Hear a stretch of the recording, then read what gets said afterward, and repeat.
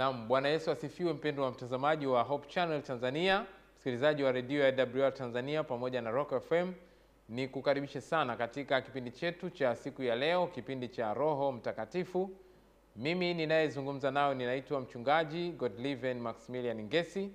Karibu sana katika mwendelezo wa kipindi hiki kizuri ambacho kinatujia kutufundisha ukweli kuhusiana na uwepo wa Roho Mtakatifu kama alivyofunuliwa ndani ya Biblia. Kabla ya kuanza jambo lolote, basi ni kualike tumuombe Mungu ili tuweze kupata maongozi kutoka kwake. Baba yetu na Mungu wetu mwema, tunakushukuru sana kwa kutupatia nafasi nyingine tena. Siku hii ya leo tena tumekuja kujifunza masomo haya mazuri kuhusu Roho Mtakatifu. Tunaomba neema yako ikazidi kuwa pamoja nasi, utubariki na kutuongoza. Kwa jina la Yesu tunaomba na kushukuru. Amen. Kipindi hiki cha Roho Mtakatifu kinatupatia mafundisho haya ambayo yanatusaidia kufahamu ya kwamba Roho Mtakatifu ni moja kati ya nafsi zile tatu za kiungu. Tupo katika eneo la Agano Jipya. Tunaangalia jinsi ambavyo Agano Jipya limemfunua Roho Mtakatifu. Na mahususi kabisa tupo katika kitabu kile cha Matendo ya Mitume. Tulianza sehemu ya kwanza ya utendaji wa Roho Mtakatifu, uwepo wake kama nafsi na uungu wake katika kitabu cha Matendo, na leo ni uwepo wake na utendaji wake katika kitabu hicho hicho cha Matendo, lakini tunaingia sehemu ya pili ya mada yetu hii nzuri. Sasa kama ambavyo tumejifunza ya kwamba katika kitabu cha Matendo tangu mwanzo wake mpaka mwisho Roho Mtakatifu anafunuliwa. Kianzia mwanzoni kabisa, bila Roho Mtakatifu hakuna chochote. Ndio maana Yesu anasema tulieni mtavikwa uwezo utokao juu. Baada ya siku hizi chache mtabatizwa kwa njia ya Roho Mtakatifu. Alafu Yesu anasema tena, lakini mtapokea nguvu akiisha kuwajilia juu yenu Roho Mtakatifu, nanyi mtakuwa mashahidi wangu kuanzia Yerusalemu, Yudea na Samaria na hata mwisho wa nchi. Mpaka mwisho. Kitabu cha Matendo sura ya 28, wakati Paulo anafundisha, anawaambia Roho Mtakatifu alinena vema na baba zenu kwa kinywa cha nabii Isaya. Kwa hiyo tunaona kitabu chote cha Matendo pia ni mwangwi wa Biblia nzima, kwamba mwanzo mpaka mwisho Roho Mtakatifu anafunuliwa hapo. Na kwa lugha rahisi ni hivi, bila Roho Mtakatifu hakuna jambo linaloweza kufanyika. Na nataka niwatie moyo katika siku tunazoishi, bila Roho Mtakatifu hatuwezi kufanya jambo lolote. Hata katika kazi ya umishonari, kazi ya utume, kuwahubiri watu wa kizazi hiki, watu ambao akili zao zimekwisha kuharibiwa na yule mwovu shetani, bila Roho Mtakatifu hatuwezi kufanikiwa.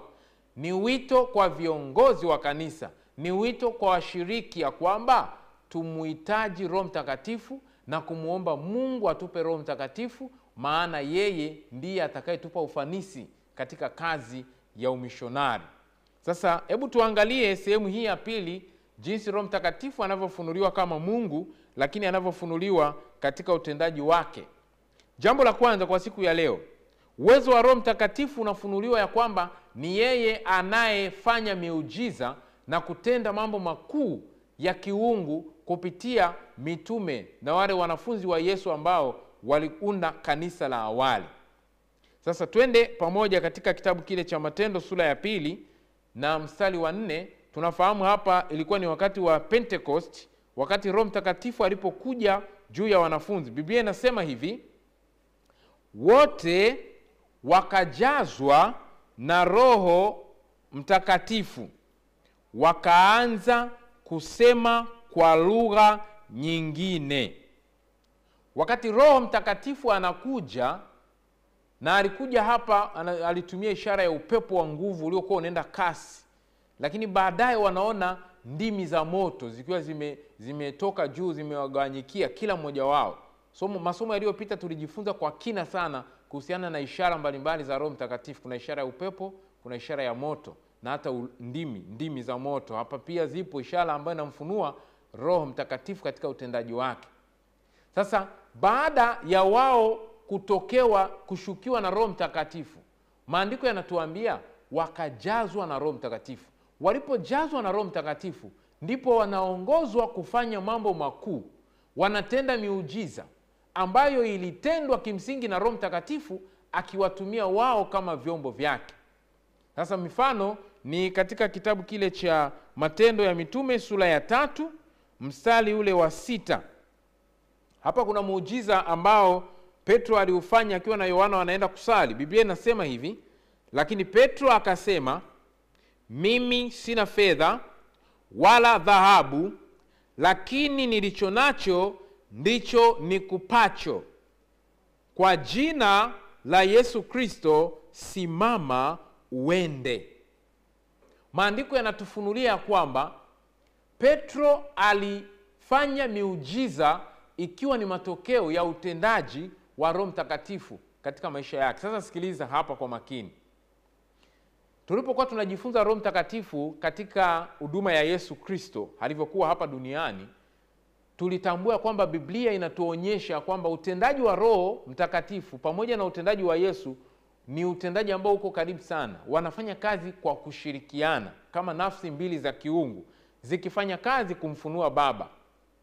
Sasa Yesu alivyokuwa hapa duniani, yeye ndiye neno la Mungu. Katika kufanya miujiza anasema, Roho wa Bwana yu juu yangu, maana amenituma kuwatangazia wafungwa kufunguliwa na vipofu kupata kuona.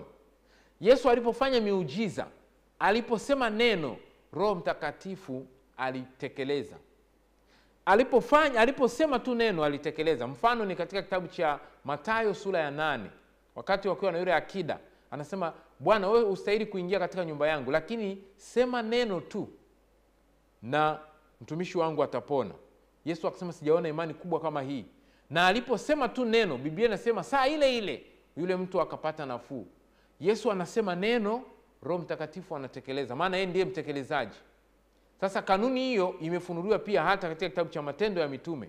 Ndio maana Petro hasemi kwamba kwa jina la Roho Mtakatifu, hapana. Anasema kwa jina la Yesu Kristo simama uende. Maana yake ni nini? Roho Mtakatifu anaoperate, anatenda kazi kwa jina la Yesu Kristo. Maana hata Yesu alisema, nitawapelekea Roho Mtakatifu kwa jina langu, Baba atawapelekea Roho Mtakatifu kwa jina langu. Kwa hiyo Roho Mtakatifu utendaji wake unafanya kazi kupitia jina la Yesu Kristo, mwana wa Mungu, yeye aliyekufa kwa ajili ya wanadamu. Ndio maana Petro anasema, sisi hatuna dhahabu wala hatuna fedha, lakini tulicho nacho ndicho tutakachokupa. Kwa jina la Yesu Kristo simama uende. Anatamka jina la Yesu ambaye ndiye neno, na Roho Mtakatifu anafanya muujiza, yule mtu anakuwa mzima, anatembea. Ndivyo kanuni iliyofunuliwa ya kibiblia. Roho Mtakatifu anafanya kazi kwa karibu kabisa na nafsi ya Yesu Kristo ambaye ndiye neno la Mungu. Mfano wa pili umerekodiwa katika kitabu kile cha Matendo ya Mitume sura ile ya 4 mstari wa 31. Baada ya mkutano wa maombi, watumishi wa Mungu wakiwa mahali pamoja, wale wanafunzi wa Yesu, Biblia inasema mahali pale pakatikiswa. Baada ya kutikiswa, wanafunzi wanahubiri kwa ujasiri. Kwa hiyo ujio wa Roho Mtakatifu ulifanya kwamba yeye ndiye anayewaongoza wafanye miujiza mikubwa ya kiungu iliyotendwa na wanafunzi. Walifanya mambo makubwa sana. Ukisoma katika vitabu vingine, hatutaweza kuvisoma, sura nyingine, kitabu hiki cha Matendo, miujiza walioifanya mpaka watu wanashangaa. Wanadhani ya kwamba ni miungu imeshuka katika maumbo ya wanadamu, lakini ulikuwa ni utendaji wa Roho Mtakatifu. Paulo alifanya mambo makubwa sana. Matendo 19 fungu la 11 anasema, Mungu akafanya miujiza ya kupita kawaida kwa mkono wa Paulo. Maana yake ni nini? Roho Mtakatifu aliposhuka wakati wa Pentekosti, alifanya miujiza mikubwa kwa njia ya watumishi wake, kwa njia ya wanafunzi wa Yesu, kwa njia ya mawakala hao ambao Mungu alikuwa amewachagua. Kwa hiyo hiyo inatufundisha ya kwamba hata leo Roho Mtakatifu anatenda miujiza kwa njia ya watumishi wake aliowachagua. Anafanya kazi kupitia kanisa lake alilolichagua. Maana kanisa limewekwa kwa ajili ya kufunua mapenzi ya Mungu hapa duniani. Hilo ni jambo la kwanza na la msingi ambalo tunajifunza juu ya Roho Mtakatifu katika kitabu cha Matendo ya Mitume. Jambo la pili, Roho Mtakatifu anafunuliwa, ndiye anayewawezesha mitume kulihubiri neno la Mungu kwa ujasiri. Sasa tulipojifunza habari za Roho Mtakatifu na hasa tukiangazia Agano lile la Kale, tuliona moja kati ya vitu ambavyo ni matokeo ya Roho Mtakatifu kuja katika maisha ya mtu alikuwa na uwezo wa kutabiri. Ndio maana ukisoma katika Biblia utagundua ya kwamba Roho Mtakatifu alivyokuja kwa Sauli, Biblia inasema Sauli akaanza kutabiri. Na akafananishwa na mmoja wa manabii. Mpaka watu wanashangaa, wanasema hivi mtoto wa Kishi kimempata nini? Mpaka na yeye ameanza kutabiri. Ni matokeo ya Roho Mtakatifu kuja kwa nguvu. Kwa hiyo hata katika Agano Jipya vivyo hivyo, Roho Mtakatifu anavyokuja kwa nguvu, watu wanatabiri. Soma Matendo 19. Wakati Paulo anaenda anawaambia watu, hivi mlipokea Roho Mtakatifu? Wale wanafunzi kule Efeso wanasema hata hatujui ya kwamba kuna Roho Mtakatifu. Baada ya kuelezewa hapo na kufundishwa, ndipo wakaelewa, wakalisikia neno la Kristo, wakapokea Roho Mtakatifu. Biblia inasema wakaanza kutabiri. Kwa hiyo hata wanafunzi wa Yesu wakati wa Pentekoste, Roho Mtakatifu alivyokuja kwa nguvu, moja ya matokeo makubwa ni kuhubiri neno la Mungu kwa ujasiri bila hofu yoyote. Biblia inaeleza kwa uwazi kabisa juu ya jambo hilo katika kitabu cha Matendo ya Mitume sura ile ya 4 na mstari ule wa 8. Biblia inasema, ndipo Petro akijaa Roho Mtakatifu akawaambia, enyi wakubwa wa watu wa wazee wa Israeli, jueni ya kuwa huyu Yesu Kristo ndiye aliyefanya mambo haya. Kwa hiyo maandiko yanatufunulia hapa ya kwamba Petro baada ya kujazwa na Roho Mtakatifu anapata ujasiri wa kuhubiri neno la Mungu. Sasa sikiliza, hapa alihubiri mbele ya viongozi wa dini. Alihubiri mbele ya watu ambao walikuwa ni watu wa dini. Wayahudi, wale viongozi wa dini, wazee na wakubwa. Sasa hawa ndio waliokuwa wanampinga Yesu Kristo. Walikuwa machampioni katika kumpinga Yesu Kristo. Walimpinga kabisa katika huduma yake, na walimpinga, na ndio walioongoza na kuchochea mpaka Yesu anapelekwa msalabani. Wao wakiwa walikuwa na sehemu kubwa sana katika kuhakikisha wanapinga kazi ya Yesu Kristo hapa duniani. Lakini Roho Mtakatifu alivyokuja kwa nguvu, miongoni mwao hao waliokuwa wanapinga ndio waliobadilika tena wakawa ni machampioni wa kuhubiri Injili.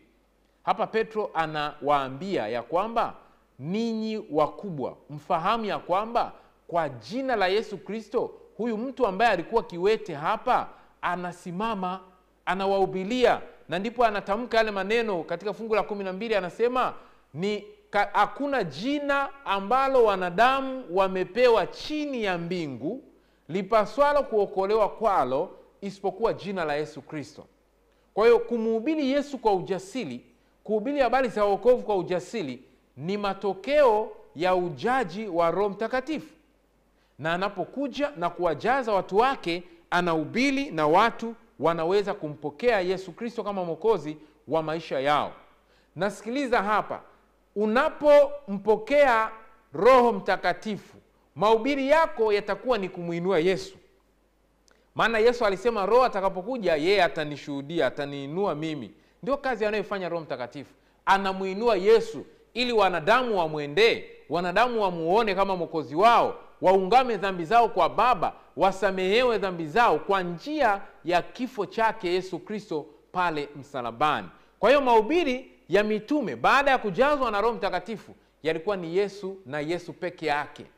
Yesu katika ukamilifu wake, Yesu katika kazi yake aliyoifanya kama Mwokozi wa wanadamu. Mtu mwingine ambaye alijazwa na Roho Mtakatifu na akahubiri kwa ujasiri ni mtu anaitwa Stefano.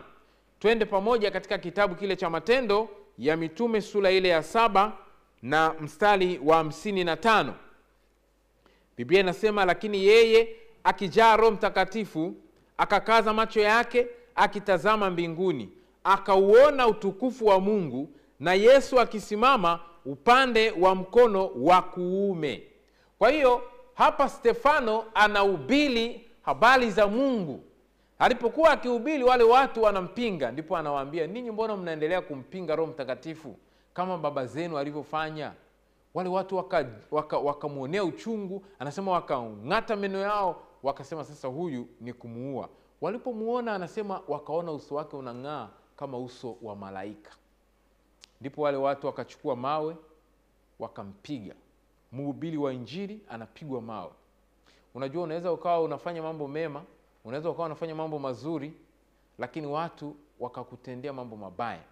Biblia inasema hivi, mnaheri ninyi ambao mtaonewa na kufanywa mambo mabaya na watu, kwa sababu Roho wa Kristo na Roho wa utukufu anakaa juu yenu. Mnaheri. Kwa hiyo usijali wala usiogope. Hata kama wanakufanyia vitu vibaya, hata kama unaona wanakufanyia vitu visivyofaa, ikiwa Roho wa Kristo yuko juu yako, wewe una heri. Kwa hiyo hapa Stefano anaona utukufu wa Mungu.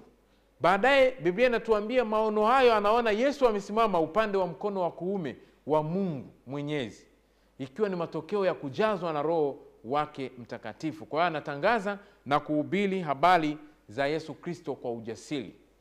Mtu mwingine ni Mtume Paulo.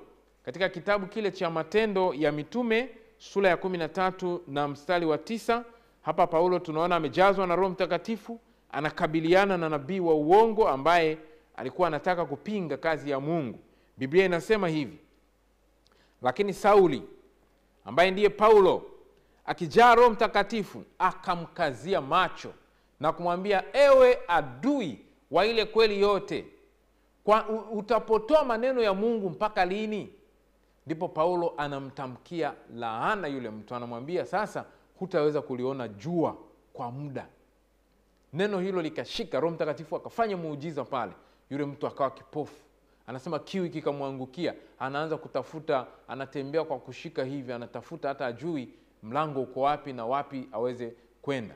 Kwa nini? Kwa sababu ya Roho Mtakatifu alipojaa katika moyo wa Paulo. Paulo alihubiri kwa ujasiri, anakabiliana na huyu nabii wa uongo na anampatia maneno ambayo yalikuwa ni ya hukumu kwake, maana ameendelea kuishupaza shingo yake.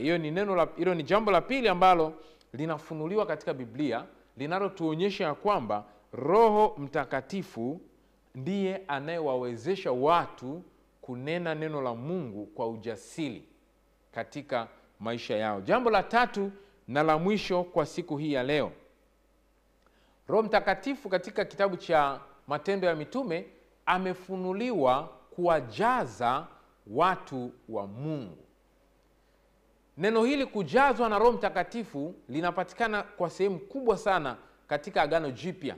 Tuliona katika vipindi vilivyopita wale watu ambao walihusiana na kuzaliwa kwa Yesu Kristo, akiwepo Simeoni, akiwepo Zakaria, akiwepo Elisabeti, pamoja na Yohana mwenyewe Mbatizaji. Maandiko yanasema walijazwa na Roho Mtakatifu.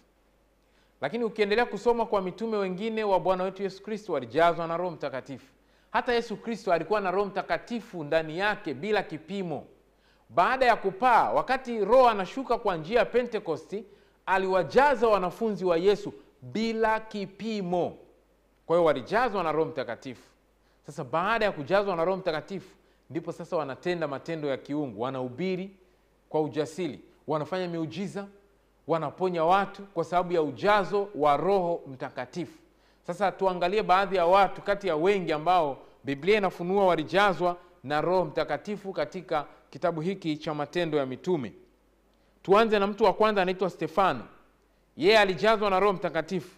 Matendo 6 mstari ule wa 5, Biblia inasema Stefano, mtu aliyejaa imani na Roho Mtakatifu. Alikuwa na mambo mawili makubwa.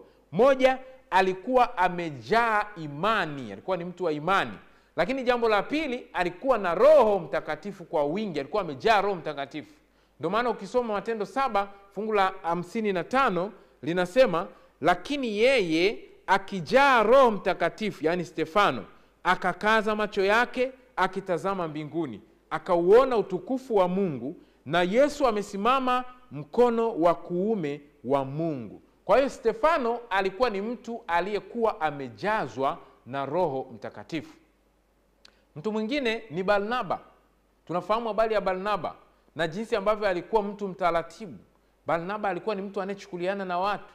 Mahali fulani Paulo alishindwa kabisa kuvumilia kukaa na mtu anaitwa Yohana Marko, akamwambia huyu anifai kwa ajili ya Injili, aondoke. Barnaba akamchukua yule kijana akiwa bado kijana mdogo. Kwa ni changamoto za kiutume ambazo alikumbana nazo. ambazo zikamfanya anavunjika moyo. Baada ya kukaa na Barnaba, baada ya kumtia moyo Barnaba, unajua alikuwa ni mtu mwenye kutia moyo, alikuwa mtu mpole, ndipo akamtengeneza, akamshape vizuri Yohana Marko. Yohana anakuja kuwa ni chombo kiteule cha Mungu, na tunapata kitabu cha Marko ikiwa ni matokeo ya Barnaba kukaa na yule kijana, anamtengeneza. Na hii ni fundisho kubwa kwa wale ambao ni viongozi wazoefu, wao ni serikalini, wao ni viongozi wa dini, wao ni viongozi sehemu yoyote ile. Wana sehemu kubwa ya kuwalea wale viongozi vijana ambao ndio wanachipukia, ambao ndio vijana. Yaani usiwadharau wala usiwaone hawafai ukasema nyinyi vijana, hapana.